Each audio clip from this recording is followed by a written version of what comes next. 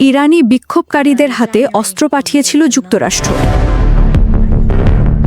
অস্ত্র পাঠালো আমেরিকা, রেখে দিল কুর্দিরা। ফক্স নিউজে ট্রাম্পের চাঞ্চল্যকর তথ্য। বিশ্ব রাজনীতিতে নতুন তোলপাড়। ফক্স নিউজকে দেওয়া এক সাক্ষাৎকারে মার্কিন প্রেসিডেন্ট ডোনাল্ড ট্রাম্প এমন এক তথ্য ফাঁস করেছেন যা নিয়ে তোলপাড় শুরু হয়েছে তেহরান থেকে ওয়াশিংটন পর্যন্ত। ট্রাম্প সরাসরি স্বীকার করেছেন যে চলতি বছরের শুরুর দিকে ইরানি বিক্ষোভকারীদের সহায়তার জন্য কুর্দিদের মাধ্যমে বিপুল পরিমাণ অস্ত্র ও বন্দুক পাঠিয়েছিল যুক্তরাষ্ট্র। তবে ট্রাম্পের ধারণা সেই অস্ত্রগুলো শেষ পর্যন্ত বিক্ষোভকারীদের হাতে পৌঁছয়নি, বরং মাঝপথেই কুর্দিরা সেগুলো নিজেদের কাছে রেখে দিয়েছে।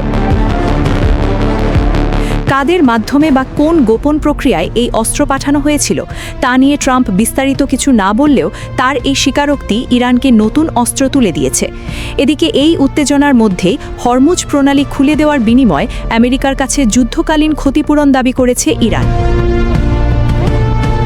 ট্রাম্পের এই স্বীকারোক্তি কি তবে ইরানের অভ্যন্তরীণ বিষয়ে সরাসরি হস্তক্ষেপই প্রমাণ, নাকি এর ফলে মধ্যপ্রাচ্যে নতুন কোনো যুদ্ধের দামামা বাজবে?